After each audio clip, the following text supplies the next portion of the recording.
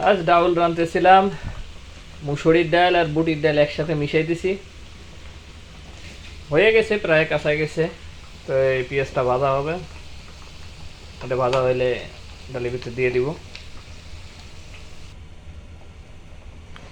পেঁয়াজ ভাজাটা দিয়ে দিছি, তো আশা করা যাচ্ছে হয়ে গেছে। আর 1 মিনিটের মতো বা 1.5 মিনিট মতো রাখবো।